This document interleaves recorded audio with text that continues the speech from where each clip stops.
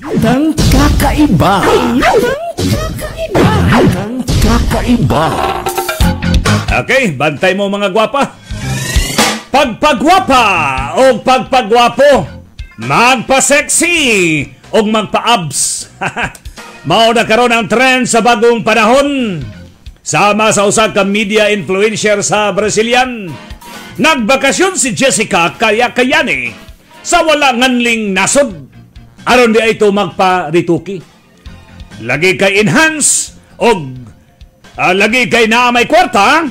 Nagstay siya dito og 3 ka bulan aron magpa-enhance og gwapa siya sa iyang pananaw. Tuon man, feeling gwapa na kaayo ang aura ni Girl Lalu kay bag-o bayang rituki. Apan pag-abot nini sa immigration, kay nagwalang pusong lugar to. So ning-uli na siya. Apan pag-abot nini sa immigration, dito na nagsugod ang iyang problema. Subay ni Jessica nga paghatag niya sa iyang passport, grabing tutok sa immigration officer. O misnaik po siya. Kay nagtuo siya nga gigapahan yun sa iya ang immigration officer. Apan sayop di ay siya sa iyang pagtuo. Kay miingon ang official nga, "Oh, this is not you. Dili kini ikaw."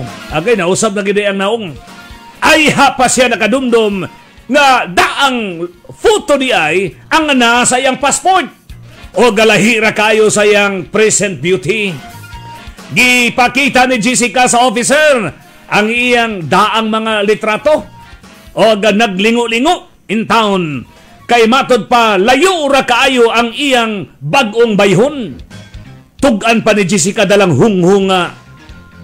Nagpa-boob enlargement siya, nagpadako sa iyang tutoy.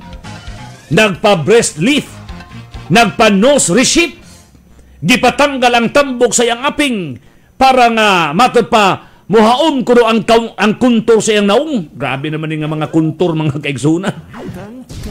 Pasalamat ang dalaga kay nakauli ra gid in town siya sa Brazil. Human mituo na o gitugutan nga makapauli sa officer. Matod pa niya, bahalag na stress basta kay guwapa.